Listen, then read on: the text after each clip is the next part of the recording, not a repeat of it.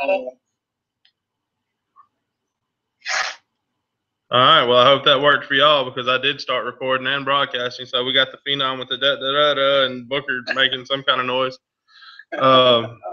Yeah, I can't get the fucking music to act right. It wants to shit the bed, so this is your fucking entrance music tonight. Welcome to Smackcast, Epicsode 20. And as normal, Big Jack, John Cummings here.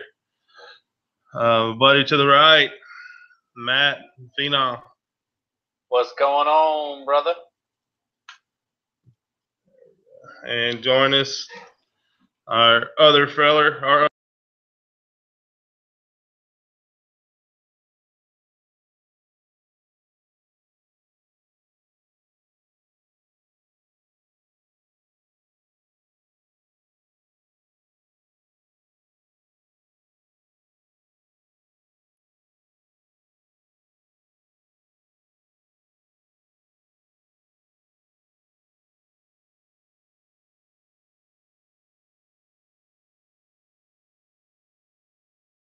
Yeah, we had that big ass fucking delay and it fucked up my spectacular PBR that we were rolling through.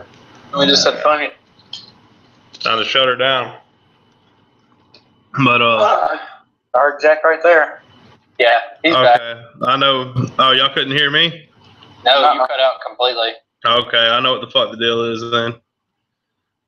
All right, I see what's happening with that. But anyway, yeah, so the whole time y'all were just arguing, I was fucking answering your questions. The funny thing is, Booker says, I can't hear anything. I said, how the fuck are you answering me? You say, I can't hear shit. And then fucking Phenom starts laughing. So, but none of that fucking made fucking recording. That's awesome. That's a shoot, goddammit. That was a shoot. That's a fucking shoot. Not a work at all. So anyway, y'all heard me talk to the Phenom. Now I'm telling you again, we got Chris the Booker fucking Witt with us. Say hello, Booker. Hello. All right. Fuck, man. Today has sucked. Phenom, how was yours? Pretty damn shitty. I don't know if it's as shitty as Stone Cold getting trapped in his goddamn shower, but yeah, and 18 inches of love falling happening on him. I must not have get that for you. Oh man, it's so fucking funny. I thought when Jack was talking about that, he was talking about the flies. So I'm like laughing my ass off about the damn flies. Yeah. Then he goes into the whole shower story, and I was like, oh my fucking god. You want to know something, Phenom?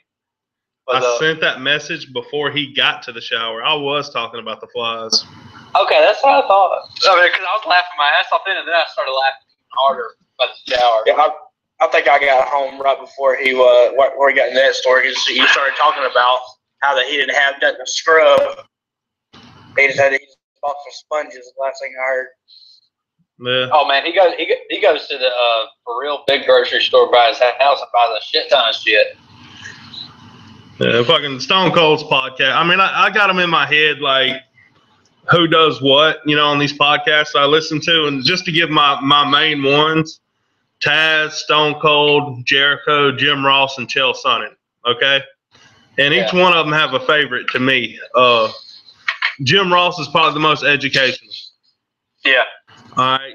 Y2J is probably the most diverse. So there's a lot of his stuff that I actually don't listen to. Okay. Yeah. And it's not because it's diverse. It's because I don't fucking care about hockey.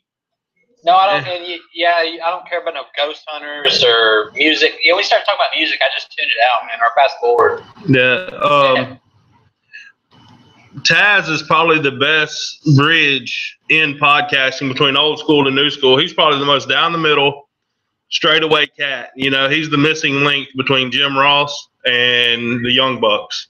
Yeah, Taz is the best overall. I find myself listening to him a lot just to pass the time. And I mean, he's damn good. He's damn good. I don't miss the Taz show.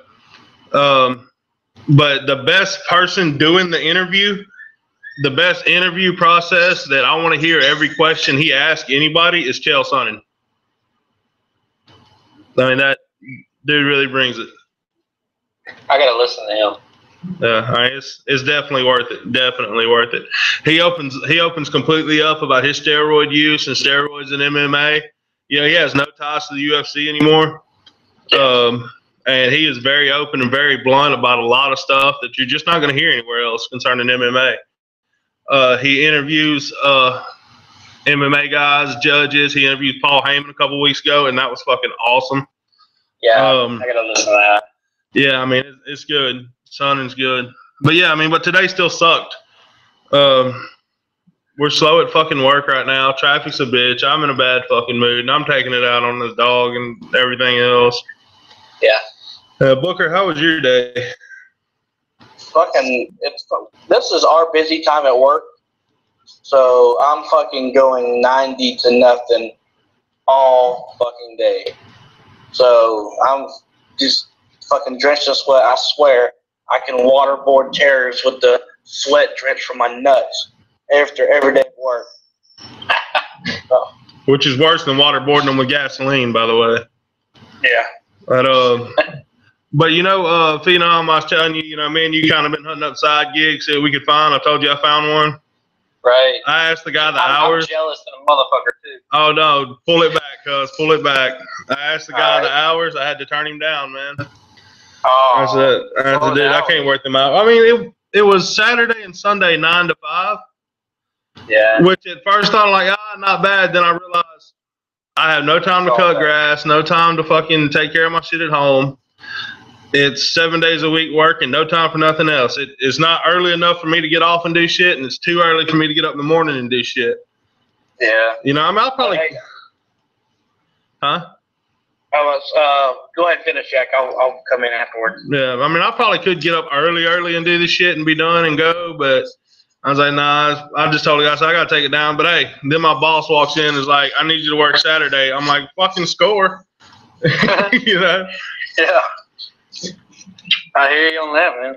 What's up, Booker? I was going to say, Phenom, speaking of a second gig, I actually saw something on Facebook that I was going to mention to you about, but until do you happen to have any legal experience? Legal experience? What do you mean? Does getting arrested count? A friend on Facebook says that her friend who's a lawyer is looking for a part-time assistant. A bitch, essentially. Yeah, pretty much, but it's over here in Bessemer. It's over here in Bessemer. If you're interested, I'll screenshot it for you and I'll send it to you. Fuck it, why not? I'm putting in applications every goddamn where, dude. Nobody wants me. You would think it would be very easy for a motherfucker to find a Saturday and Sunday gig. If I'm managing the local Ace Hardware and if some bitch comes to me and says, I only want to work Saturday and Sundays, I'm going to say, you're fucking hired. You can come to my house, fuck my daughter. Holy shit, here. We can start tomorrow, right? Yeah, because you were doing awesome. You were doing me a major favor. Oh, yeah. But yeah, it's just weird. So anyway, so today sucked. We've clarified that. I mean, do I have any arguments that today not suck for anyone else? Today's pretty fucking awful. Yeah, fucking June 18th. It just sucks. It's just fucking tiring. Yeah, June 18th, 2016. Man, my shit went out. Fucking sucks. Yeah, we had a staff meeting yesterday, and so like, you know how I'm trying to compare this to the Slammy Awards. So once a month we have staff meeting, we have Employee of the Month. Employee of the Month gets $100 fucking straight up written check. So the Phenom busts his ass 7 to 6 every fucking day. There is not a day that he takes off. And so like, I'm sitting here and they're like, all right, so we're gonna do the Employee of the Month, and they say the person's name while not named. And like one of the girls I was talking to afterwards, she said, I was looking at you, ready to start clapping and smiling at you, and then I got to look at her. I was like, what the fuck just happened? Let me tell y'all something. This bitch got the Employee of the Month. She doesn't fucking do shit. Not fucking shit. You talk about somebody that's fucking gets everybody else to do their work for them and then makes them look fucking badass to the boss. That's what this person does. So I got fucking job on my fucking Employee of the Month. I was going to go ham on that fucking Employee of the Month. I was going to get me a Fitbit, and I was going to be fucking badass. So I've been a disgruntled employee as of starting at 7 o'clock this morning, and just man, I've been fucking with everybody. This poor guy that started in the kennel, he was bitching about some sandwich. Like, we got this free lunch today, and like, you know, you said what you wanted, and this motherfucker is gonna bitch about his food. Like, he was like, oh my god, there's no tomatoes on here. I looked square at that motherfucker and I said, it's a free goddamn lunch. Yeah, shut your fucking mouth. I was like, you fucking vagina, shut up and sit down. Well, you have a vagina. Me and Book. God, CM Punk reference number 1. Yeah, me and Book are finna have to cut a promo on Phenom's veterinary clinic because this is some horse shit. Oh man, I'm telling you, the chip can't get any fucking higher on my shoulder. Yeah. All right, Book. I'm gonna start it off. You pick it up, okay? All right. All right, you sons of bitches. We are Smackcast, and we are the advocates for the one, behind the one, in Phenom's veterinary clinic. And we just got to tell you, son of a bitches, with your fucking kayfabe fucking employee of the month handing it out to some lazy whore who don't do anything but climb the corporate couch so she can get on the corporate nuts. Say something, Book. It sounds like they decided to give this precious prestige award that so gracefully has Phenom's name written all over the motherfucker to some mealy-mouthed son of a bitch who doesn't deserve it, who just wants to lay down with her legs up in the scared, grabbing her fucking toes and just letting whoever wants it to take a wild turn. You know this sorry whore's idea of safe sex is putting a car in park. You know, I mean, that's just who she is. And I'm going to tell you something else, too, you lazy, no-good, lunch-buying son of a bitch. You don't bitch about a free sandwich. You scrape the shit off you don't want, and you get the mustard out the refrigerator if it ain't right for you. You cut the fucking horse shit crying about the free sandwich. Do you fucking understand? Jack, I got one last thing to say, and then we'll move on. Phenom will cap off his own fucking promo on his own veterinary clinic. I will get this employee of the month. And it won't be in 2 months. It won't be in 3 months. It's going to be next month. Because I am the best with those dogs. I am the best in that surgery room. I am the best. Hell, I'm even the best in fucking surgery. And I'm not even a doctor. I will regain the employee of the month next week. Or I will walk out as of July 17th as my contract expires. And then that just got piped off. Then he'll be back July 18th because this is a fucking shoot. This is a work. And that, folks, is a work. We're going. My goddamn job. This is a work about quitting work. We're not fucking just walking out on shit. We need paychecks. We got them gimmicks in the mail. They call bills. Exactly. That's just what fucking happens. So anyway, fucking Shawn Michaels will start super kicking everybody. But see, it's 2015, so nobody's gonna sell it. You remember that? Yeah, no shit. You remember that fucking where Triple H went looking for Shawn Michaels and he was working in the cafeteria? He ends up super kicking that little bitch with the cookies. Oh yeah. That was great. That's Phenom next. That's Phenom. He gonna walk back and super kick a dog. Clap. Yeah, I'm about that. It'll be on my next dub smash. Yeah. Just kicking dogs. Fuck that! I ain't gonna kick no dog. I'll kick a cat. Yeah, fuck a cat. Hey. Depends on which cat. Yeah, but you depend on which cat you'll fuck. Just hold the tail, bitch. She gotta have a fat ass. But speaking of gimmick matches, there's one going on Friday night on Spike TV. Kimbo Slice versus Ken Shamrock. As you guys, we'll call you, you're fucking MMA fans. Fuck it. You don't have to be as fucking into it as I am to be an MMA fan. I'm not one of those arrogant fuck. I'm not like Booker when it comes to wrestling. You can be a fucking fan without being as, or who was that fucking guy about TNA? We'll fucking talk about him. Michael fucking Barrow. Yeah, that fucking guy. I got a promo for him later. Don't worry. Nice. Yeah, I saw y'all were fucking with them over that fucking who's ready for TNA and ROH tonight. Shut the fuck up, all right? From the hours of 8 to 11. Look, I know I'm the only motherfucker that watches TNA, and that's fine with it. So you're the only rating they've got. Yeah. pretty much. And I'm going to watch it tonight. They get 3 viewers every week, and 2 of them is because Whit double stacked his DVR. He got the encore that came on. Hey, you don't want to miss a second of this shit. But how do y'all feel about Kimbo Slice versus Ken Shamrock? I'd be fucking ecstatic. This was 15 years ago. Yeah, exactly. That's exactly. Yeah, is he even considered the world's most dangerous man anymore? Well, there's an asterisk on the side of it now. It's the world's most dangerous man on Metamucil. Okay. Yeah. You think that? He's maybe like the county's most dangerous man, maybe.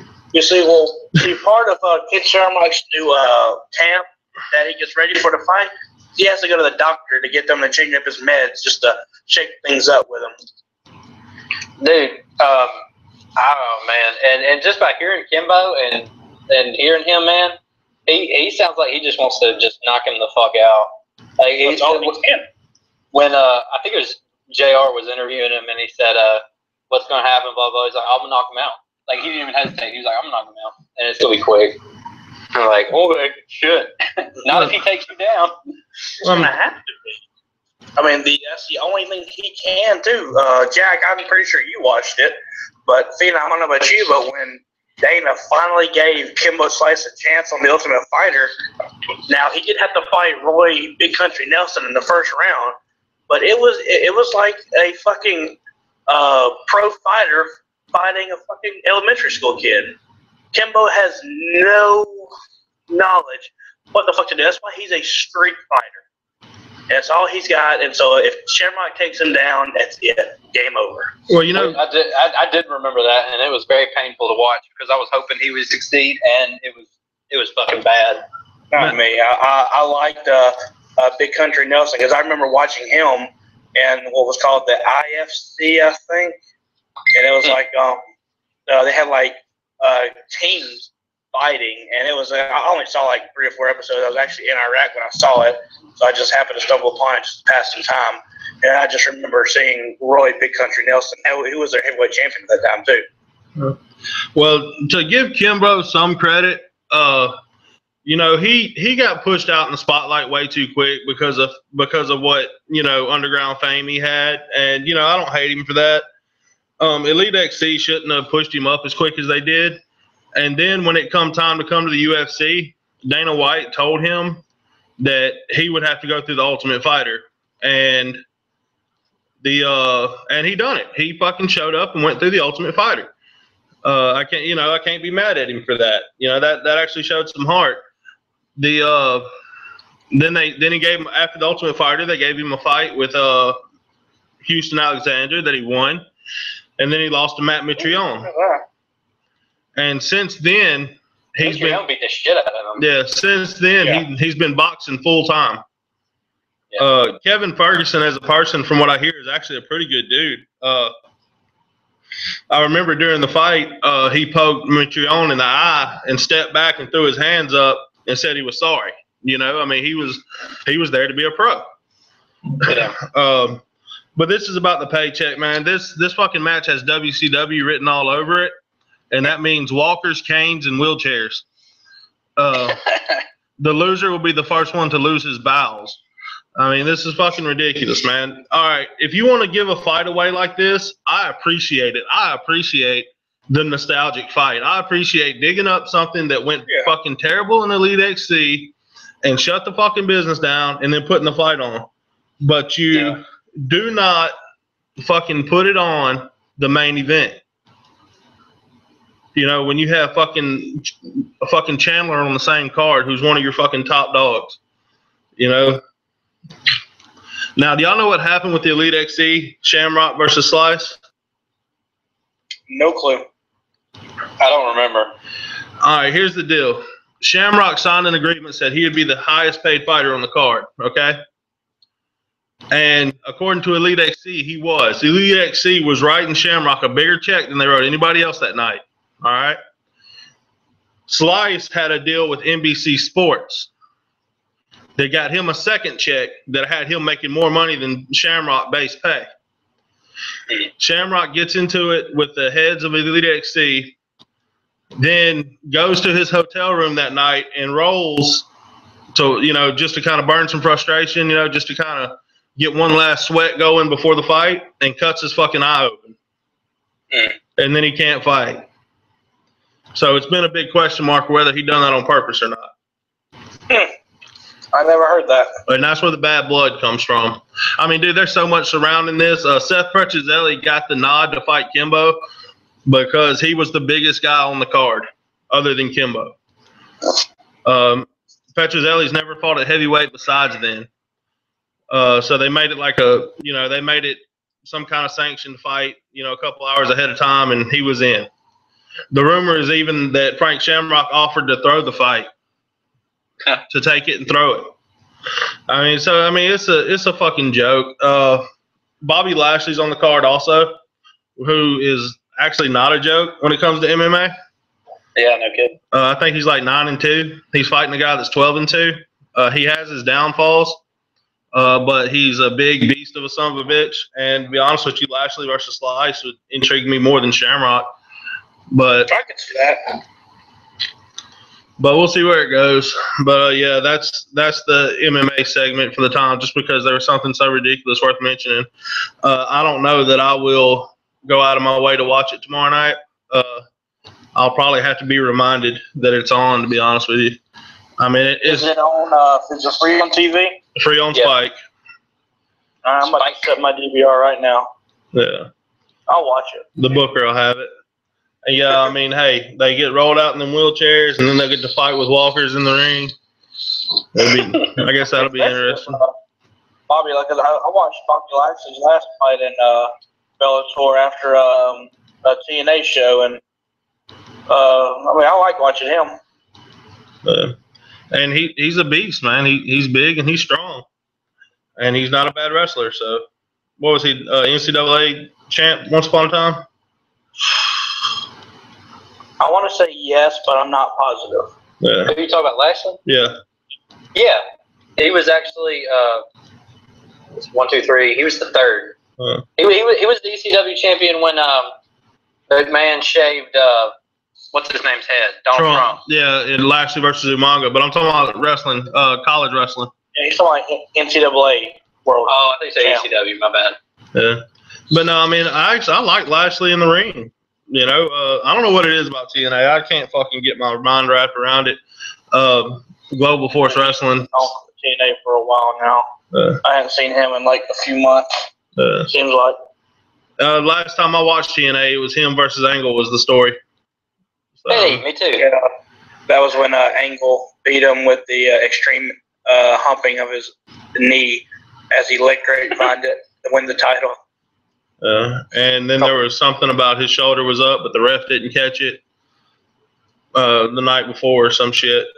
But yeah, so anyway, this past weekend we had the Money in the Bank. Is it even worth talking about past the Cena Owens and the title match, the heavyweight title match?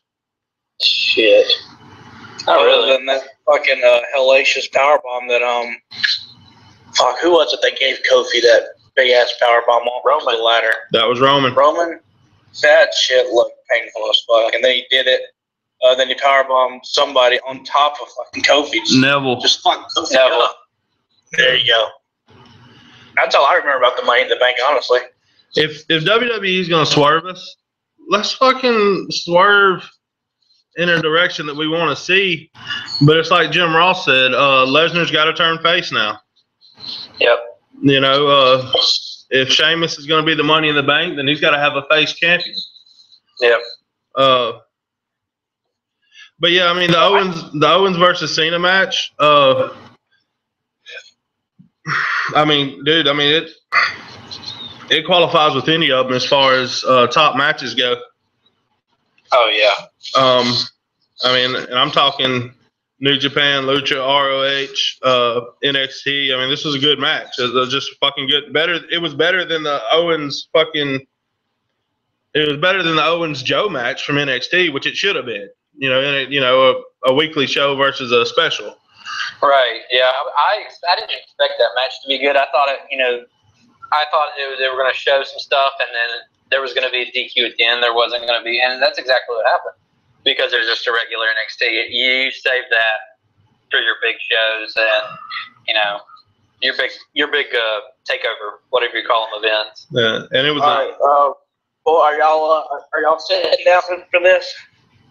Yeah, I already know what's coming, so I'm ready for it. I'm about to go on record with giving John Cena a second compliment that I have ever given him. I knew this I knew this match was going to be very, very good because as much as I hate the son of a bitch, as much as I don't like him as a damn wrestler, this motherfucker will perform in a big match. If he's in there with the right guy, like a Kevin Owens, Punk, Daniel Bryan, guys who can really go in the ring, John Cena will up his game so much more and puts on a very good match.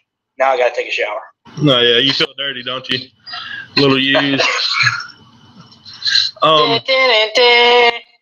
I love what they did with Rollins. For the first time, Rollins won some shit on his own. That was the storyline, and it was a good work. I like that finish. And the heartbreak too, man. You mean fucking Ambrose, man. Back to back pay-per-views. The first one gets the decision reversed on him, and then this one, he literally has the title in his hands. They boboth fall, and just Rollins just. However, they must have practiced that spot because for Rollins to get that perfectly back into his hand was just amazing. And like Boog said, I gotta agree. I looked right to him when it happened. I was like, well, that's a first. Yeah, I mean, I don't think I've ever seen that before. No, you've never seen two guys falling for it, and you really didn't know who had it. I mean, that's a fuck up away from having a new champion. Yeah, it really is. Which actually would have been pretty damn funny when I think about it. Yeah, I mean, like everybody's looking around like, oh shit. I was kind of expecting to see the belt like fall like out of the ring or something, and then you have a draw. Yeah. And that which it would have done the same thing via storyline. Right. But yeah, Rollins winning the match on his own. You needed that because now he's got fucking Brock Lesnar in his face, and you needed some kind of believability for him versus Brock Lesnar. And exactly. a fucking actual conversation I had with a guy yesterday. Okay. Now, y'all know that I had a hard time accepting Daniel Bryan as a heavyweight champ because I believe I can kick his ass. I believe if me and Daniel Bryan got into a fist fight, I'd beat the fucking shit out of him. I mean, that's a fucking shoot. I believe that 110%. I just, little short, scraggly, fucking long-bearded fucker no, I just don't see it, I'm probably wrong as shit because he's a fucking athlete,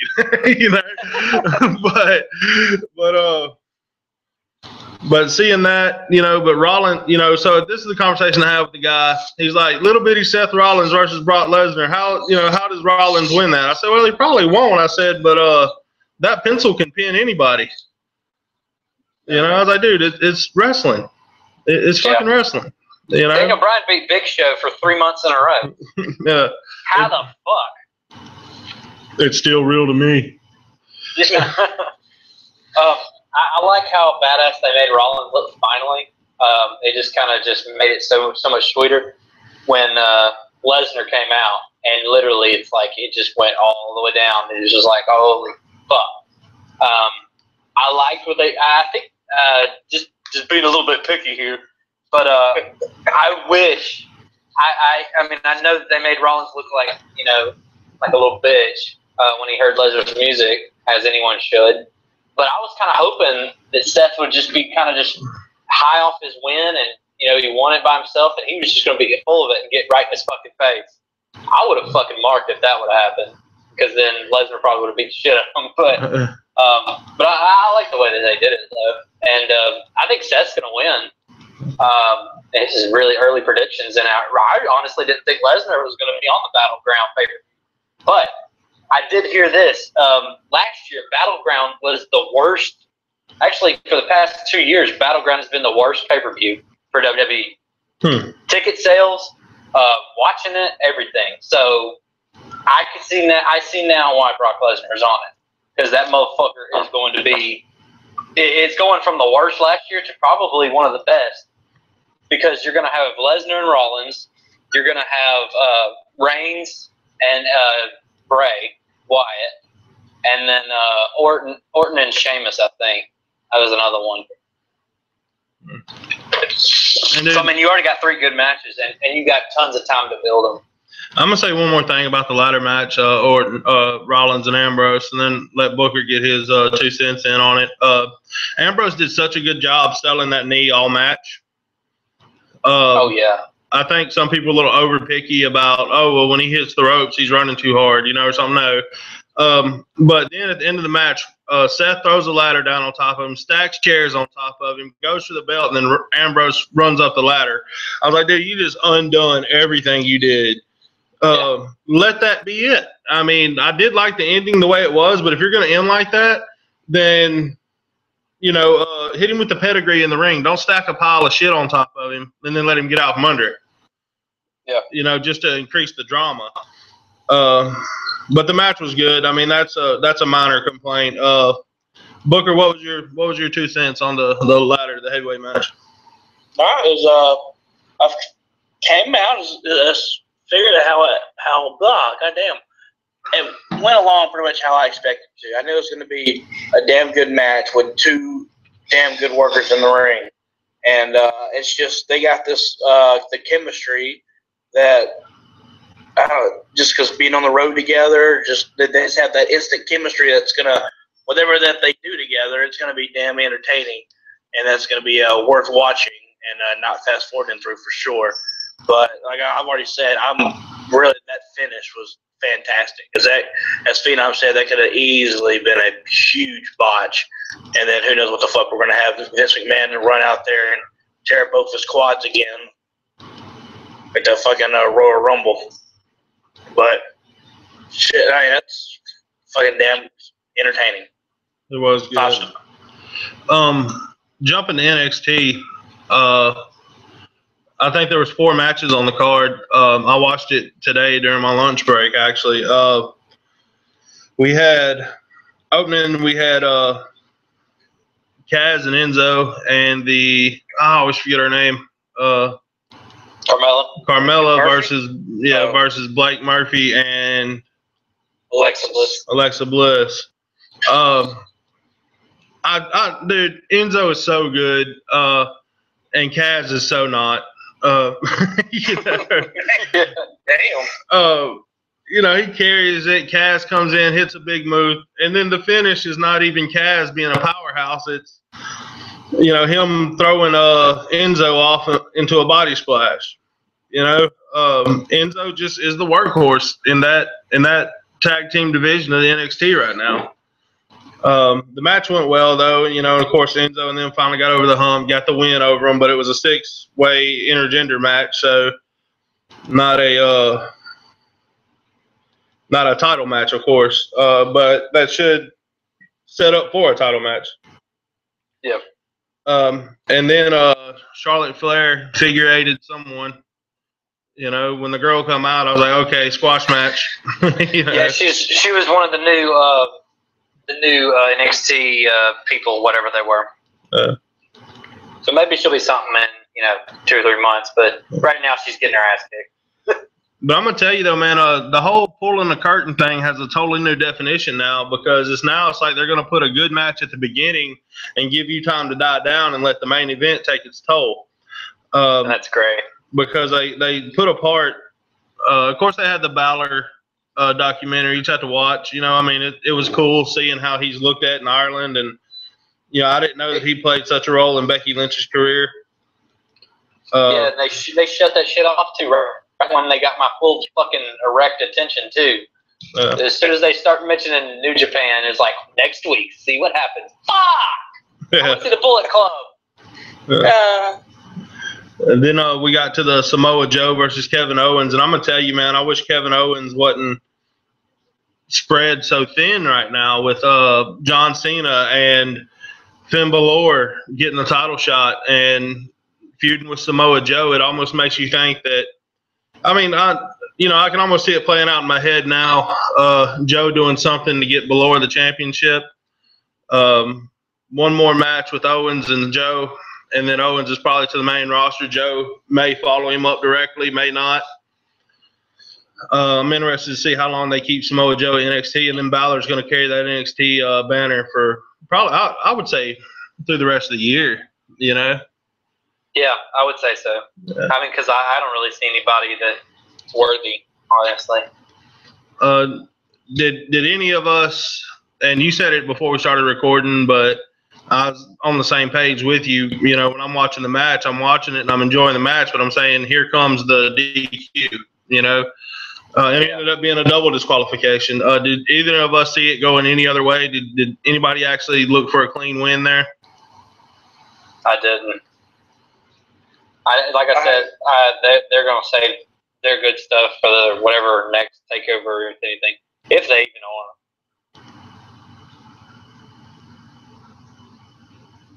Booker?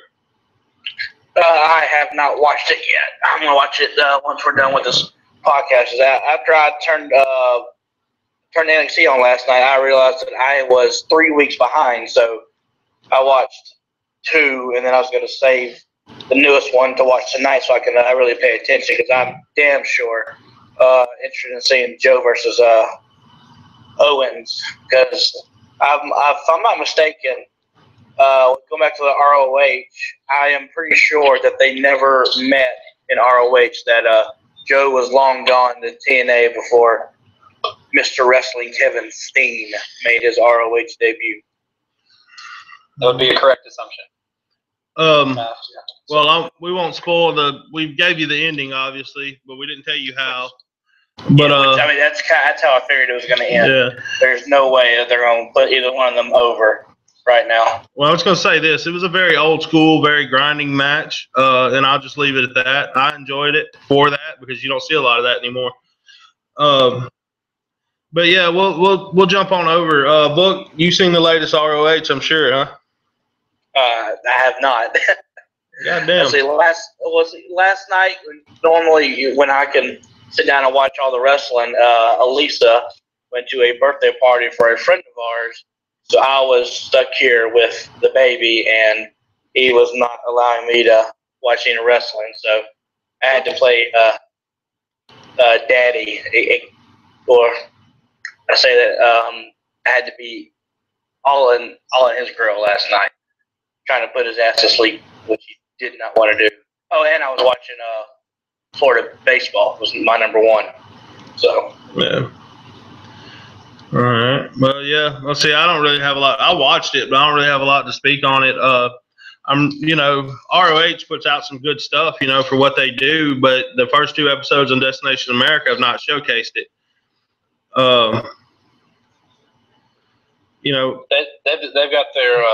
They've got their pay-per-view this actually tomorrow night.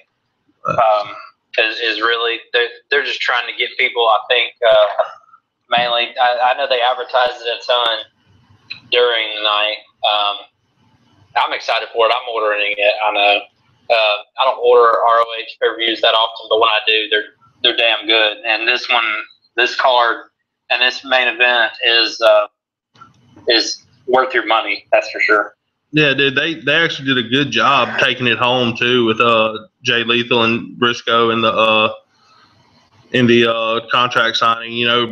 Lethal's right in his face, man. This title means more because I'm the one holding it. Exactly. That's the greatest thing ever. WWE should take note. Jay Lethal thinks he's the best champion in the business, or in ROH.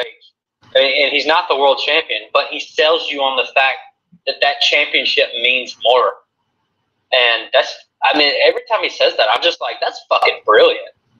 Yeah. Well, you got to remember, Jay Lethal is the greatest first-generation wrestler of all time. And he loves to tell you that. Yeah, he'll let you know. He will definitely let you know. Truth Martini. Yeah. I actually hope he wins the world title. Yeah, well, as far as ROH goes, I'm kind of a Jay Briscoe fucking mark. I really like the cat. Oh yeah, how do you not? Yeah, I like his brother too. He need to get his fucking teeth fixed. Yo, scallywag. Yeah, y'all didn't hit me back. Y'all didn't hit me back the other day when I said I'm the Sussex County chicken. Okay, yeah, it clicks now. Speaking of his teeth, have you heard the story of how he lost his 2 front teeth? I did not. They talked about it on a Briscoe documentary that ROH put out a few years ago, but it was in the middle of a match in ROH, and no shit, his brother hit him in the mouth with a chair in a backswing when he was going to hit somebody else. Oh, wow. Yeah.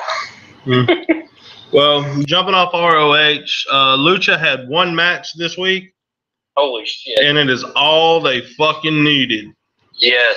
Did you watch that, I've Booker? heard people talk about it. Okay, well, I'm going to spoil this one for your ass. So we're going to put this one out there. Johnny Mundo versus Prince Puma for the title. And damn if I didn't think Mundo was going to take it home. They got me. No shit, man. They got me. I was telling Phenom, I don't know if we were chatting in the Smackcast chat or just me and you. I think it was in the Smackcast chat. But if you hit a motherfucker with a crowbar, do that at the end. Yeah.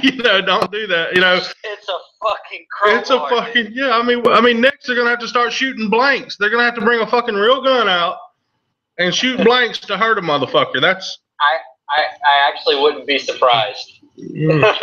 Like, I'm gonna pin you, Dario. I would not be surprised if he shot somebody. Yeah, shit. He's already killed 1 person, so why not? Exactly. But holy shit, though.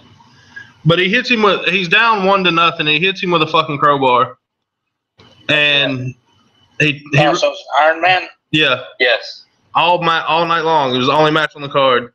Whoever had the most falls by the end of the show won. And when and when the bell rung, it was like, all right, folks, good nights, and they clicked out. He's down 1-0. He hits Puma with a crowbar. He throws Puma in the ring, gets a pin, stands Puma up, hits him with his big running kick, gets a pin, throws him to the corner, hits him with his big move, gets the pin. Starship Pain. Yeah. And then he walks out, grabs a drink or some shit, and he's sitting in the ring drinking it. He's doing the Shawn Michaels. Yeah. As Puma's kind of recovering, Mundo's setting up tables. They stacked 2 tables wide, 2 high. They were actually chanting, "Get the tables." I love how that crowd is so wrestling diverse. Like, they chants from WWE and like NXT, and it's just I love Lucha crowds, man. They're so awesome. Lucha Underground puts on just all together, hell of a fucking show. Yeah, Striker and Vampiro selling you on the match. They're laying out for the big spots, and I love because you always hear Striker and he's like, "Oh my god," and then Vampiro's like, "Holy shit, dude." Now that I think about it, Mundo and Puma were 1-1 before he hit him with the crowbar, and then he went up 4-1. Yeah, he went up 4-1, and I was like, "Oh my god, dude! Just keep pinning him." Yeah. And he works Puma back to the tables he has set up, and Puma starts making a little bit of a comeback, a little bit of recovery, slowly but surely. But my fucking head is still stuck on. You got hit with a fucking crowbar. Honestly, they could have stopped the fucking match. Yeah. Honestly. But anyway, Mundo is fucking beating the hell out of him. Then they get up to the top, and Puma gets his fucking win back. He ends up spearing his ass off that fucking bandstand through those fucking 4 tables. And I'm like, holy shit, that was fucking awesome. I don't care if he got hit with a crowbar. Those tables died. No. What got me though, the tables had a fucking pegs in them for them to sit the other tables on top. Did you see that? Yeah, I did. I noticed that. These fucking wrestling tables are Lego sets now. They are. So he fucking spears him off. They go back to the ring. Mundo starts getting the upper hand again. And here comes and I think Puma gets 1 away from tying it up. Yeah. And Mundo gets the fucking win back. And here comes Alberto Del Rio to exact revenge from Johnny Mundo going fucking HBK on him through the window. Oh, yeah. All right. From a couple weeks ago. He's pissed. And he beats the fucking shit out of Mundo, and then even cuts a promo on him. Yeah. Puma ties it up, and then with like 11 seconds to go, gets the last pinfall. Yep. And goes one ahead. That's a damn good way to do an Iron Man match. Oh, yeah, dude. They fucking tore the house down. I mean, honestly, replace the crowbar with a steel chair, and I have exactly no fucking complaints about the match. And I love every minute of it. Yeah. I mean, you even think to yourself, like, where the fuck was a crowbar? Like, what business was that? That has as much business underneath the ring as a sledgehammer. well, you're the COO. You can plant shit, though. Exactly. Yeah. But I fucking love Mundo as a heel. Oh, yeah. That son of a bitch, man. He is playing it well. He is playing it as good as. I mean, best heel in the business is fucking Stephanie McMahon's annoying ass, but. But I mean, he's probably playing heel as good or better than Rollins. I mean, I look at Mundo, and it gives validity to everything the Booker says about WWE misusing talent. Yeah. Oh, yeah. I mean, you got a glimpse of it, a smear glimpse of it, when he was with Eminem with Joey Mercury, kind of tying the 7, whatever you call it, way back to Seth Rollins. But when he was with Joey Mercury and Melina, I mean, you could see he was brash, he was cocky, and, didn't give a shit mentality. And it's just stepped up a whole nother level on Lucha. And I agree with you. I'm loving the shit out of it. So this next week should be Mil Muertes versus Drago. Fucking Booker's man, Drago. Drago, my boy's back. I like the all black that he's got. I'm loving his new attire. Yeah, I finally got to watch. I watched last week's Lucha before new week's Lucha, and because I missed it last week, and that match got me fucking pumped. Got me rooting for Drago. Hopefully, he won't get shot or electrocuted by Dario. Fucker. How does he? Go ahead. Oh, I was just saying. I saw this earlier that Lucha Underground was nominated for a fucking Emmy. Did y'all see that shit? I did not, but fucking right. It's they're in the running for Outstanding Structured Reality Program Primetime. So, fucking Lucha Underground might win a goddamn Emmy. That's something SmackDown and Raw had never done, I don't think. That's fucking legit, dude. And that's what I was saying a couple weeks ago, that it's like those fucking, you see all these shows about football players and stuff, and you see just a little bit of the field, but it's more about the backstage shit. It's like Lucha manages to do that, plus show you wrestling. I mean, it's a whole new ball game. I don't think it's something that anybody else can adapt to. But it's, and nobody should try. I mean, Lucha's doing this, and it makes them the smartest B team in the league because they're not trying to look like anybody. Yeah. I mean, of course, there's some comparisons to be drawn. You have the big authority figure, you have the heels, you have the good guys, you have the fast-paced matches. But I mean, Dario's so fucking cool about it, though, man. It's like he's a boss. He's El Jefe. I mean, you hate like a Vince McMahon or a Triple H or a John Laurinaitis, but I mean Dario's so fucking cool about it. It's so hard to not like listen to every word he says, and you're like, oh, what is this like slimy motherfucker gonna do next? There is one wrestler on Lucha Underground that I hate to see come out. And that's fucking Zari. Zari and fucking oh my god. Ain't that the dude with the Jew afro? The fucking Phenom, you put him on one of our pictures holding a drink and laying on the corner.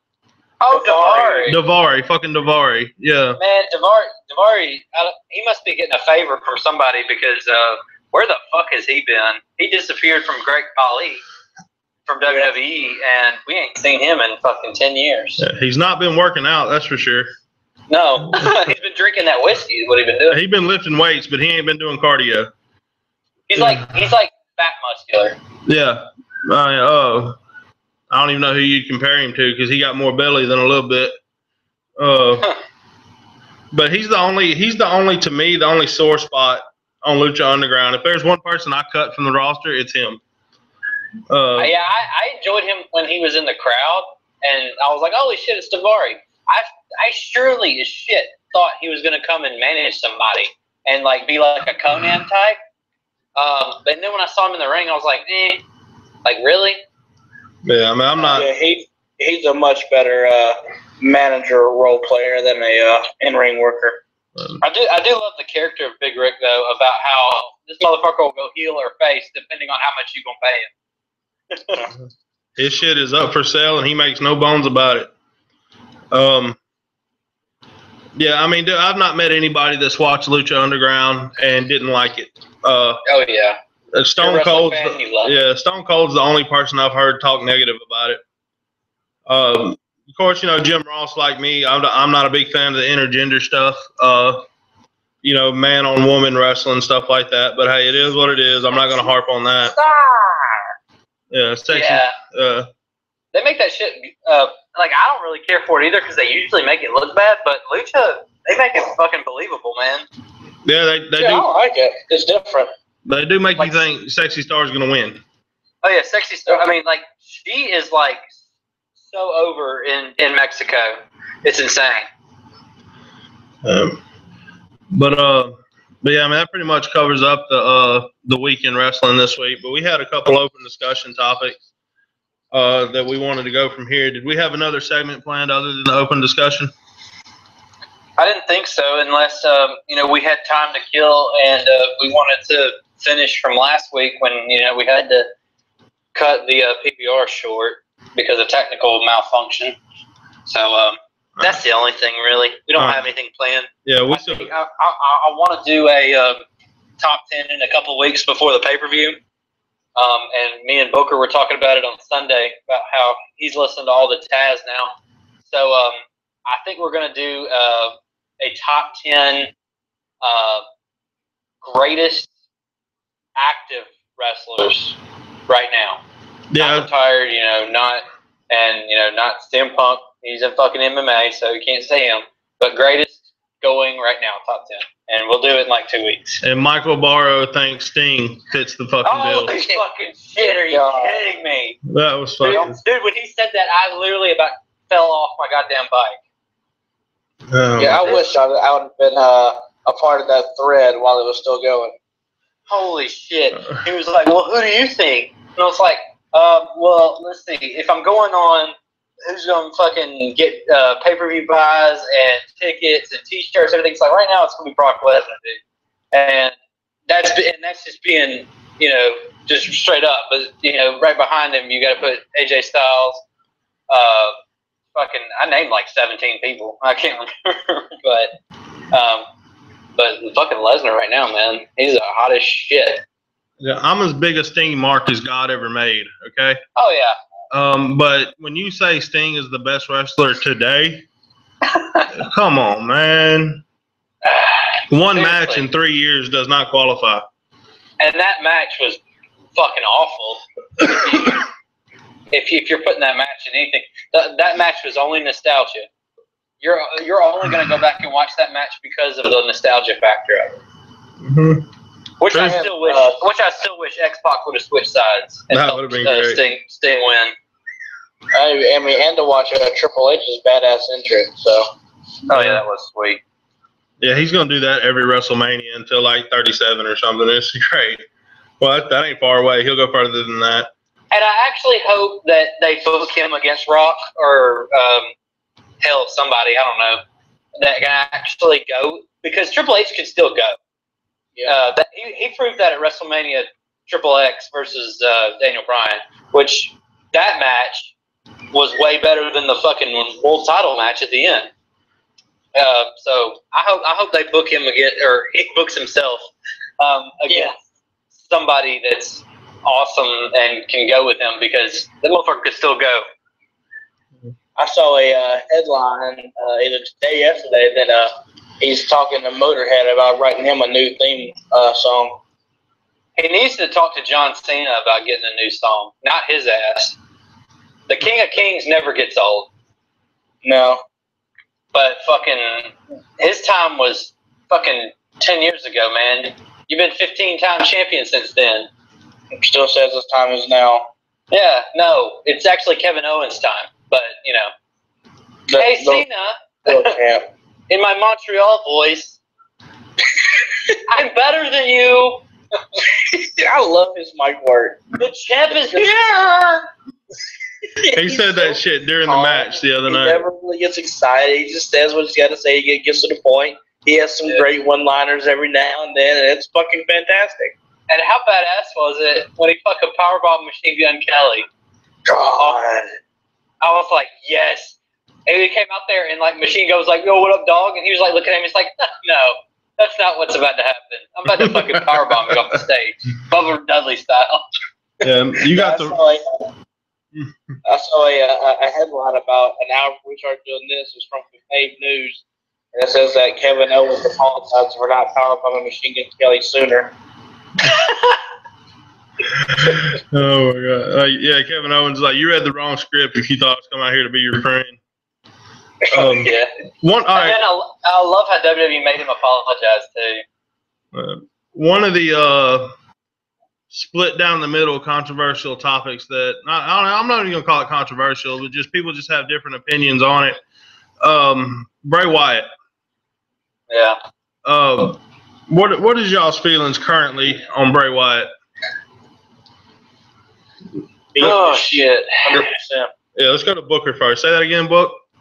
He's being misused 100%. How so? I mean, just, well, when he first started doing the whole cryptic promos and all that, but Undertaker, that right there was badass. It was fantastic. It was new. It was innovative. But now it's like the creative, they have no clue what to do with him. Why don't we have him do that again, but on somebody else now? And it's just like, I mean, it's not near as good as it once was, because we all had our speculations of, ooh, is it Taker? Is it not? So it just added that excitement to it. And then, I mean, just promo-wise, and then, you know, we're not seeing him or really any of the Wyatts on TV at all. And he is one of the better in-ring workers they have on the roster. He should be wrestling on every show that they have. And then finally, like I've been begging for, is give him a feud. I think him and Roman Reigns is going to be a damn good feud. I think they're going to work a freaking good program. And I'm excited to see it that he finally came out. I don't know if I would have had him do it in the Money in Bank the way they had it, but I'll take what I can get. That wasn't a bad way to do it, though. It really wasn't. I mean, it was like you said, though. It might not have been ideal, but it wasn't. It was good. You know, I mean, yeah. Because I know that the memes were already fucking being created of Reigns fucking taking the Money in the Bank thing down. Like, oh, he's getting the push again. You know, motherfucker, somebody's got to get the push. You know, somebody's got to fucking get it. But this is a lot better for Roman. Oh yeah. Him get oh hell yeah, it is. Because now he gets to work with somebody who can fucking go. And it's gonna, and the way that they're so different, I think their gimmicks, their characters are just so polar opposite that it makes. I'm actually excited for that. I am really excited for this. But of course, since I'm excited for it, WWE is probably gonna fuck it up and make me hate it. You know, and just to touch on the Reigns thing, he's even made good matches with the Big Show the last couple. You know, the 20 before were fucking lame, but the last one at Extreme Rules or whatever, where he's, you know, was it Extreme Rules? Anyway, or Elimination Chamber maybe. But they had a match and it wasn't done bad. Reigns has been gifted some good opponents. You know, he had a great match with fucking Daniel Bryan. He had a damn good match with Lesnar. He had, you know, all back to SummerSlam, him and Randy Orton put on a damn good match. Now with him and Wyatt, it's going to be good because now both can go. Reigns to me is another one that gets criticized overly harsh. You know, but anyway, back to the Bray Wyatt deal where we are. Phenom, what's your take on Bray Wyatt right now? Pissed off. just really, I'm the biggest Bray Wyatt mark there is, and it really just kind of upsets me that, kind of like Book said, how he's just not being, like, I mean, how do you have a guy not even wrestle, but like 2 or 3 times a month? I mean, he's not fucking Brock Lesnar. He's not hurt. I just don't understand. I mean, I don't know if you're trying to, save the importance of the character for a certain, I don't know. But I like, we've been calling for the Reigns rivalry, or whatever you want to call it, for a while now. Just I kind of hate that it kind of cost him the Money in the Bank, because we've seen it from the past. People that cost people the Money in the Bank, I mean, their rivalries really don't last that long. And but Bray on his promo did kind of hit home a little bit when he's talking about his daughter.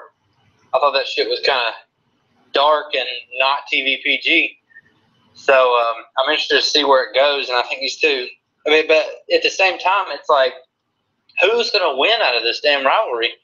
You're gonna have Bray, who fucking jobs to everybody in these big rivalries, who never gets over, never wins, or I mean, what do you do? Or do you make, do you let Roman lose, and he just continues to fall down the ladder, which I've seen, on the internet, that WWE is fucking giving up on Roman, and it's just like, you essentially beg the WWE crowd to want this guy, to love this guy, and then they kind of go in a different direction, and then when we want the guy to, okay, you can start pushing him now. You can do it now. I mean, if you want to do it right here. Let him win the Money in the Bank. And then they don't. And you're like, well, fucking WWE, make up your goddamn mind. Shit. But as far as Bray Wyatt goes, this man has been in the company, has been Bray Wyatt. I mean, we'll say, he's been in the company for a while. But, I mean, fucking, and he's, and people will argue with me that Bray Wyatt doesn't need a title. He doesn't need a title to justify. It's I don't know. It's important to me because I see importance in titles. And if the Bray Wyatt character had an importance in a title, if going after a title, then I think it would make his character a little bit better. I mean, people complain about his character. Oh, it's the same thing every week. No, those are just the people that are tired of hearing. If you actually listen to him, the motherfucker writes his own shit, and it sounds fucking badass. I don't know. I kind of, every time it seems like he gets high. I mean, the most high profile he ever got was wrestling John Cena, and he never beat him. So I don't know where the whole thing with Roman Reigns is going. I'm excited for it, but at the same time, it's like, what the fuck do you do, man? This. What was you saying, Book? I was going to say one more thing about Bray Wyatt. How the hell are you going to build somebody, have them start calling themselves a new face of fear, but then never fucking use them on TV? Yeah. What is there to fear about him right now? He's calling himself the new face of fear, but seriously, what is there to fear? Promos? See, to me, nobody knows who he's talking to? To me, that was a failed booking. Not because they haven't used it, but because he lost the fucking match to The Undertaker. When you say, oh, well, I'm the new face of fear, then you lose, well, hey, okay, you killed that. That's over. I agree with that. To me, that's not something he should have carried on. It was a good angle to get at The Undertaker, but it should have stopped there.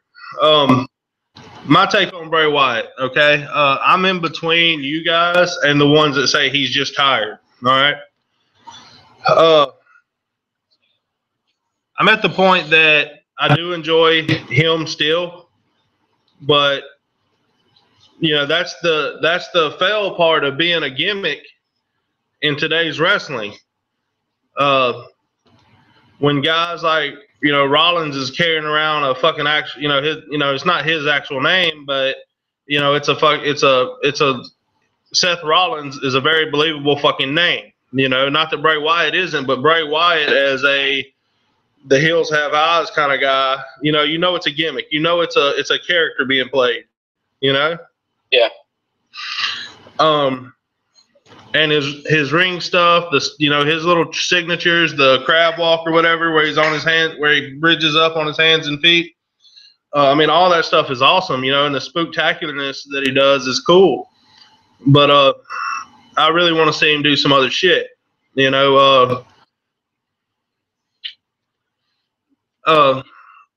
definitely. And like you said, Bray Wyatt doesn't need a title. That argument. He's not fucking Roddy Piper, okay? Yeah. He's not to that point. He's not at the place where he can run out. He may get there, but he's not at the place where he could run his career without ever winning the big belt right now and be remembered as a legend. I mean, there's very few that can do that.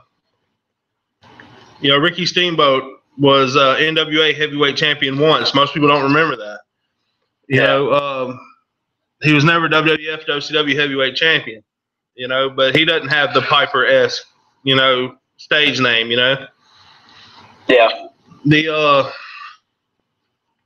But yeah, they definitely need to do something different with Wyatt. I don't want to see him go to playing my heritage role, my bloodline role, because he does have an awesome bloodline as far as the Wyndhams and Rotundas. Yeah, Mike Rotunda. I always remember him as IRS, but he was Mike Rotunda for a long time. Which is his dad, and the Wyndhams are actually his uncle and his granddad. But I mean, there's more to him. And the only way that works, him and Bo maybe become a tag team, but I don't want to see that either. I would actually like to see the Wyatts rejoin together. I mean, that was so fucking good.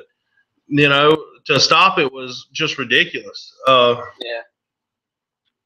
Yeah, I can see now with what they're doing with Seth and Dean and Reigns, why breaking up the Shield was prevalent, but not the Wyatts. Yeah, it don't work that same way. No. Because I mean, you broke the Shield up after they've done everything that you can do.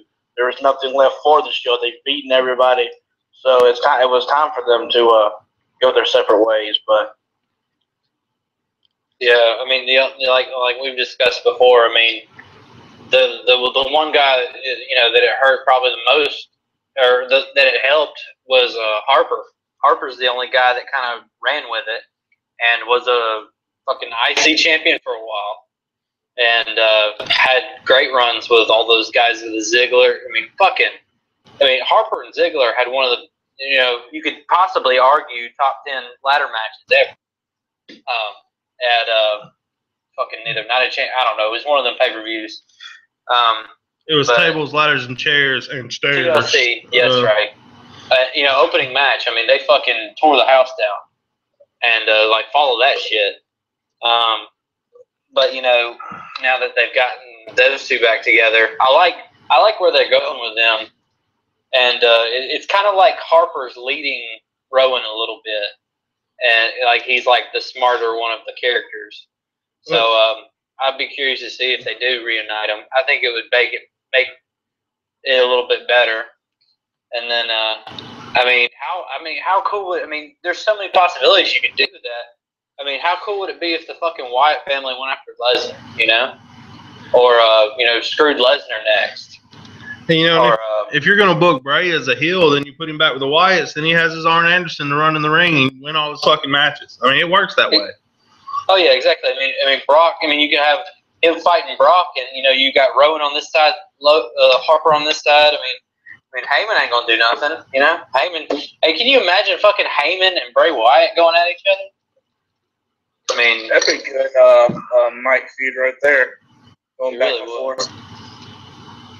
But just see what they do with I'm just happy Bray Wyatt's got a goddamn match.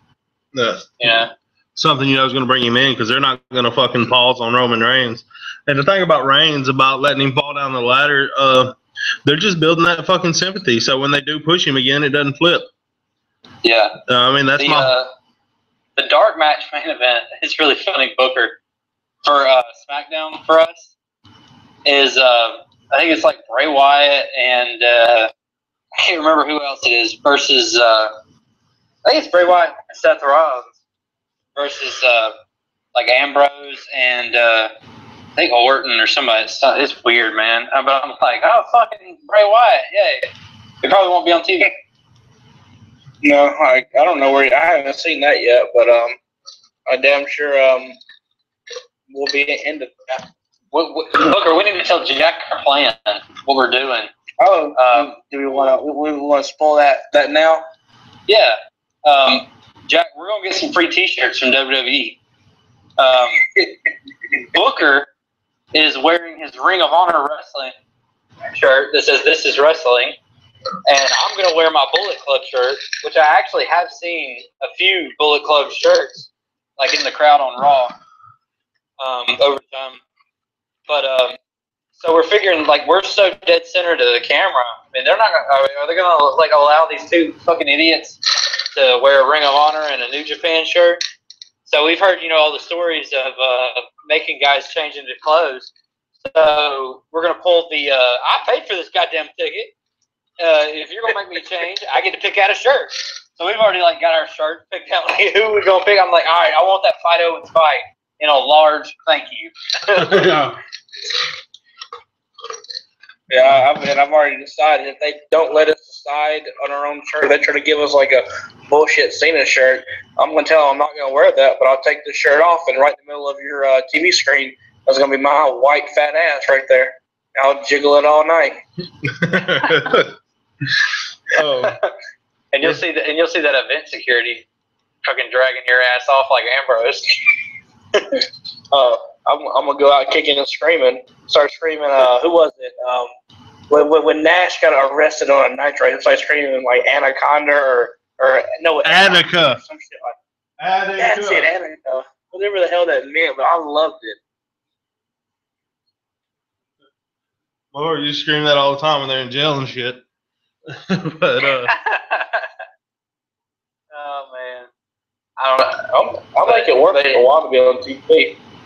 We're gonna have some signs though. I know we're gonna make a Smackcast sign. I know one of my signs is Tom Phillips is the future. You are all about some Tom damn Phillips, dude. Okay, so he's young, and if you ever like listen, like actually, okay, so next time like you're watching SmackDown, like, and it's just a random match, just close your eyes and listen to him. This motherfucker he paints the damn picture for you. You don't even have to watch what you're watching. I mean, because like most of the time when I watch SmackDown, I'm doing stuff on the computer or I'm doing something other, so I'm not really watching it. So I'm listening to him, and I know what's going on in the ring because he's telling me. And I mean, the kid is gonna be fucking badass. I mean, you just look at it. I mean, they already just from I think like a month they had him on SmackDown with Cole, and then they took Cole off and let him have it on his own, and he's fucking flying with it. And right now, 90% of our listeners are Googling Tom Phillips. Apparently, he's a commentator. But he's definitely better than fucking Byron. Oh, yeah, I definitely say that. Not even hard to say that shit. We had talked about the open discussions earlier this week. Did either one of you guys come up with anything? I have one more, actually, that I want to throw out. But let y'all hit on something before I go there. I got I can't. I know that I said I was gonna bring something, and I don't exactly remember what it was. I don't know. All right. Well, I bring this topic up not as a debate point, just because I want you to fucking give your best example or your best definition of what it is. But we all say it. We all say that's good in-ring work, and that's good, But what exactly modern day is good in-ring work to the Phenom? Good in-ring work. Wait, good in-ring work. I can't even say that. Fuck it. let me tell you what it is to me. To me, in this day and age, especially when you got social media, you got all this shit, especially when we're on like threads and we're talking during Raw or pay-per-view or what NXT Takeover or whatever, I can tell when I'm gonna sit and watch a match and I'm not gonna be too busy texting on my phone. That shit when I invest in it, and pretty much I like the whole I like when two guys are in there and just fucking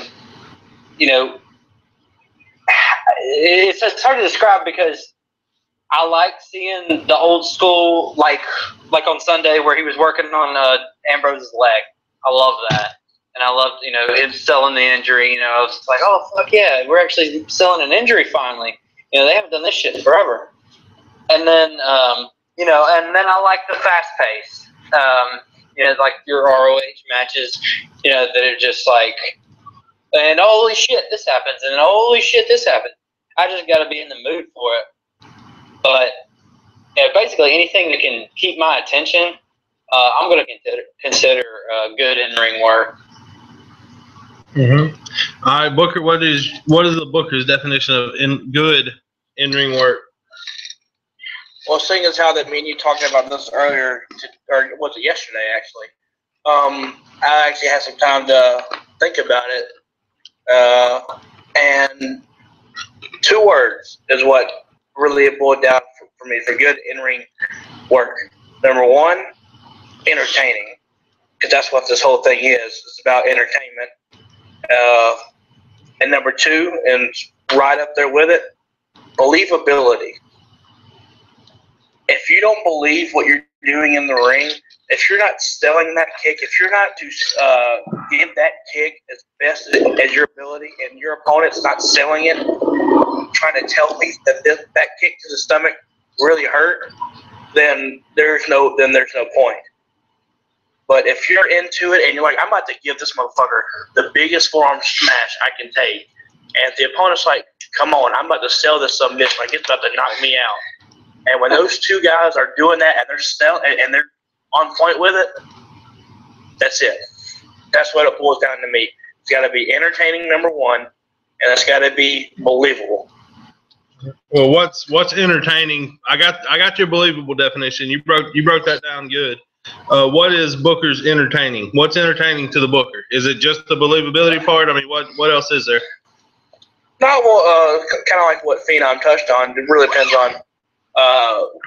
That really just depends on what mood I'm in. But I am been upfront about it. Is that my favorite style of wrestling is high-paced, high-impact, ROH type match. Those are what I gravitate toward. That's what I really like. I like to see the super kick into the big forearm smash, into the kick to the gut, into the power bomb where he picks it straight back up, into the brain buster. I like seeing those chain of moves. But when it comes down to the psychology of it, where like what Phenom was talking about, hey, he's working that leg, he's selling that leg injury, he's grinding on it. I can appreciate that because it's believable as well. And if it's the right guys doing it, it's damn entertaining. You see, and I can see that. I can see that about both of what you're saying. I mean, both of you are wrestling fans, and it's like going to the fucking buffet for you guys. Like, hey, do I want prime rib or catfish? Fuck it, they're both here. I'm gonna get a piece of prime rib and some catfish. And and I can see that in you guys. And I'm not far off that path with you. Like you're talking about, like the the back suplex to the power bomb to the brain buster. I mean, I like that shit too. To me, you can have as many spots as you want to in the match, but let's work to the fucking spots, okay? Let's get from a point of collar and elbow fucking lockup to the power bomb without going straight there. You know what I'm saying? Let there be some fucking story told. Let me know, without seeing without seeing a single promo, without seeing an advertisement. I just landed on the screen, and here these two guys are, and my volume's not working. I can't hear what the fans are saying. I can't hear the commentator. Let me know by the match, who's the heel, who's not. Let me know who I should look for to cheat and who's not. Part of it's got to fall into a place where, one of the things that I've seen, and it's more about the young guys, the established guys and the ROHs and the New Japans and stuff like that.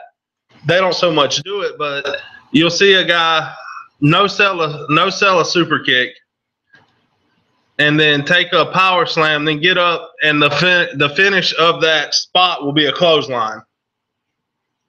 I'm like, come on, man, you fucking worked it backwards. If you're gonna no sell something, fucking no sell the clothesline, eat the fucking super kick, and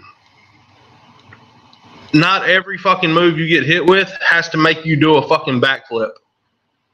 Yeah. If you hit me hard enough that I leave my fucking feet and do a backflip, I should fucking be down for the 3 count. That should be a wrap. But, so when you get into the psychology of things and working their direction, working spots up, to me, like Owens and Cena had entirely too many false finishes, even though I love the fucking match, For me, the good in-ring work has got to be some consistency to it. If you're going to kick out of a fucking triple powerbomb, well, what kills you are to be pretty fucking heavy. And I think that's what it was about the Roman Reigns Big Show match that I actually got into, is they kept going further and further. They didn't, he speared him through through that wall, and I'm like, all right, well, shit, what are they going to do to fix this? And he ends up putting that table on top of his ass for the 10 count. The last man standing match they had. It steadily worked up to a point,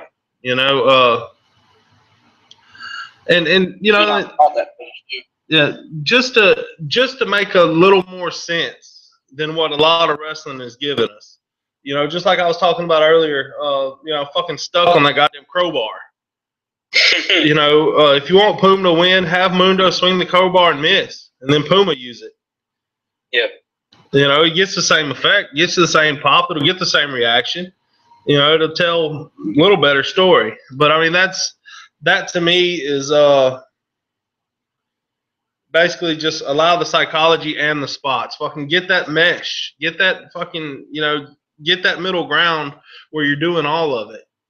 You can work as fast as you want to, as long as, like Stone Cold says, let somebody hurt every now and then, But you can work as fast or as slow as you want to, as long as you're selling the shit the right way and not overselling in the middle of the fucking match. Yeah. And that's what I'm talking about when I say the backflip fucking from a clothesline. I don't know. I'm so tired of seeing that shit. It's ridiculous. And that's on every show put out. Lucha does it, ROH does it, WWE does it, Japan does it. Japan probably works the tightest nowadays, and that's actually been Japan's method of operation for years and years. They say you're going to Japan, get ready to get beat up. Mm-hmm. But New Japan probably works the best in-ring psychology of all. They're just so damn hard to follow in America. Unless you want to watch. Yeah, I think that's why it just has such a hard transition for those guys that come over. Hideo Itami, had such a hard transition, and he even spoke about it, how just the styles of wrestling are so different, Well, Prince Albert was fucking Lord T or whatever. Tensai. Yeah, and he was awesome in Japan. He built quite a rep. He came over here, and over there you can be a big bruiser, and you can get that kind of shit done. And over here he flopped twice. Well, to be fair, Albert really didn't get over. Prince Albert, everybody knew who he was. So if he was coming over straight from Japan, everybody was like, "You're not Lord Tensai. You've been Albert. You've been Prince Albert. You've been A-Train. You've already done all this shit here." So him coming back trying to play that same gimmick, I knew it was going to be just a big flop until Sweet Tea was born, which got him some which got him over a little bit with damn it, what was his name? Now all I can hear is Tyrus in TNA. Brodus Clay. See, I always see him as Tyrus now. EC3's little bodyguard. Yeah, when he started doing that with Brodus, then he kind of got over with that. Just to let you know, when you're a fat guy in WWE dancing in the ring, you're at the end of your time with WWE. Yeah. No, we're just going to wrap it up on your ass. But, at the same time, Book, it's not impossible to get over like that. Everybody knew Stone Cold Steve Austin was Stunning Steve. Everybody knew the American Dream didn't wear polka dots. Everybody knew Kevin Nash was Vinny Vegas and The Undertaker was Mean Mark. So, plenty have done it. Prince Albert just didn't fucking have it. But you say those, but the thing between all of them is that all happened in the 90s before the internet age era to where we know who everybody was. Because honestly, I didn't know who Stone Cold was until I saw him in ECW. Or actually, it'll even go after that. And I saw him in it was right before he won the King of the Ring in '96 when he had this match with Yokozuna where the top rope broke. Yeah. That was my earliest memory of Hogan, goddamn, of fucking Austin. Until then I learned his whole history with the Hollywood Blondes by reading up on him and watching DVDs and shit. Yeah, and fucking Colonel Parker's Stud Stable. But yeah, but at the time though, all those guys that I just mentioned, you didn't need the internet. I didn't have it. I just watched WCW and WWF my entire life. And it was fucking great. Yeah. No, you had speculation from week to week. You never knew what was going to happen. I was watching wrestling with a buddy of mine, Phenom, right before the internet breakout, and WCW was still around, and Kevin Nash is in the ring. I said, all right, bud, I'm going to bed. He said, you're not going to watch the end of it? And I can't remember who the match was. I said, this is going to go like this. This guy's going to get – and Kevin Nash is going to get the upper hand. Dude's going to come out, match end, disqualification. See you in the morning. Motherfucker coming there woke me up to tell me it happened just the exact fucking way I said it would happen. I was like, yeah, I know. Fuck, you're the one surprised, not me. But because he was booking his own matches. You kind of got used to the result. Yeah, but he didn't book his quad being torn that many times though. No. Shit, he probably did. That's some bitch. He's one of the guys that actually admit that his submission holds were rest holds. Yeah, bear hug. Catch a breather. Yeah. Hey, I do have a segue. You said internet. Well, I have internet news. If y'all would like to hear it, according to the Wrestling Insider. Yeah. All right. So, according to latest reports, WWE is planning to do a match between Brock Lesnar and Kevin Owens at SummerSlam. WWE officials are planning to push Kevin Owens to the main event, Space Mountain, whatever you want to call it. He's expected to drop the NXT title to Finn Balor on July 4th, and then is scheduled to face John Cena for the United States title at Battleground. There's no information whether Lesnar is going to beat Rollins or not. Then it would be champion versus champion, if Owens and Lesnar fought. But goddamn, they're just going straight up to the top with this shit. Owens is on fire, dude. He can do anything he fucking wants to right now. Hey, and okay, so Owens they're building him Owens is a better heel than Rollins right now. So you got your main huge heel, and then you got your badass ass kicker, pissing blood, Brock Lesnar. Again, my God, the promos between Kevin Owens and Paul Heyman. I'm excited. I think that shit's going to be just a fucking brawl. You're going to see, the beginning of WrestleMania when Roman and Lesnar were literally punching the fuck out of each other. I think you'll see that. Kind of if you go back and watch Kevin Steen and Shinsuke Nakamura's match, they are beating the living fuck out of each other for 10 minutes, just punching the shit out of each other. Hey, see, Phenom, I can already hear in my head JR saying, this is not going to be your granddaddy's wrestling match. This is going to be a knockout, drag-out fight, folks. Yeah. Oh man, but there will be no uses of wrist locks and headlocks in this one, folks. So I don't. Do you guys know? Has there been any more talk about Rousey with SummerSlam or anything like that? She will not be back on a WWE event until her fighting contract's up. Okay. Yeah, fucking Dana White's like, no. Unless Vince McMahon can cut a big fucking check, which he can. Yeah. It's not gonna happen. Yeah, I was about to say, well, if they got her on SummerSlam and they had Lesnar and Rousey on the same card, holy shit, you could print money. Yeah, once Rousey will go to WWE once she's done fighting. She'll be there, but she's also making millions in movies right now. That's true, man. Making millions not to do much for 3 weeks and then you're good. Yeah. I read a report, or really the headline and skipped through the report about 2 hours ago that said that Rousey wants to fight Mayweather because of his domestic violence charges. Yeah, you'll never have that. Dude, that'll never happen. That's an ongoing fucking bullshit drama line. But how great would it be? You know you'd watch it. And for some reason, I just have a feeling that Rousey would be able to hold her own against him. Not a chance. No, it's not. I mean, no. There's not a chance I even watch it. I don't even want to think about it, man. It hurts me to think about. If they she would be dead. She would be dead. If they put an actual woman, and I have a hard time with it on fucking staged fucking entertainment wrestling. If they make an actual fucking man versus woman goddamn fight, whatever promotion does that never gets my again. Yeah. And if it becomes renowned in every promotion, it becomes an acceptable thing. I'm no longer an MMA fan. Yeah. I mean that's fucking garbage. I mean that just screams for freaking viewers and ratings and it's all for the wrong reason. And what you'll get is a bunch of motherfuckers being outlawed. This shit won't go over. And they've been talking that shit, and they've been steaming that shit, and it's all about the headlines and the pay-per-views. And Floyd Mayweather probably enjoys it being said too, because I don't think he ever even responds, but it keeps him in the fucking pay. Oh yeah, good point. But I mean, it's a horseshit tactic. And people that actually think that Rousey could beat Mayweather, come on. In what world?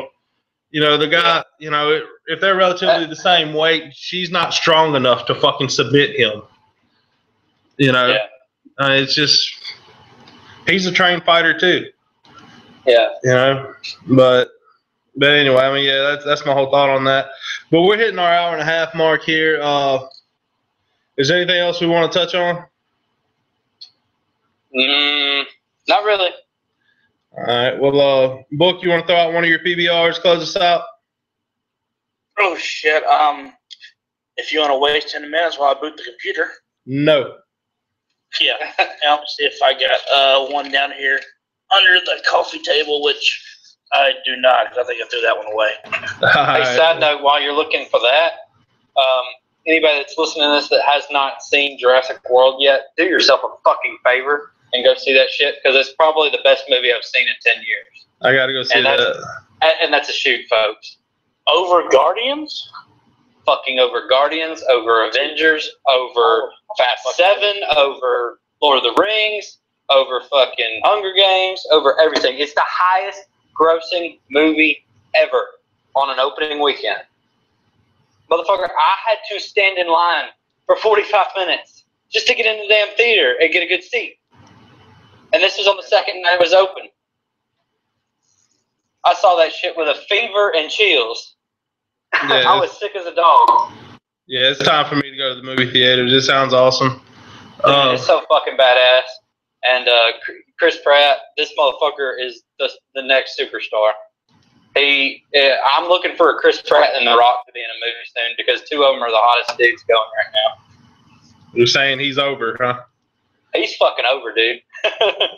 And the dude is just badass. I mean, like he's like I kind of compare him to Daniel Bryan, because I watched the Daniel Bryan DVD, and he really doesn't like success. He doesn't like cameras all in his face. He's kind of a real humble guy.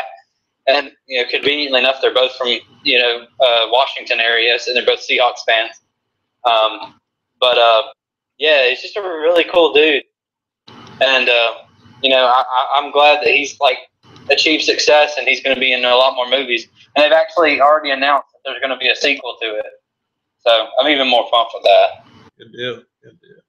All right, well, I guess that's where we'll drop it off. Epicsode 20. We are the Smackcast, and you can't teach that. How you doing?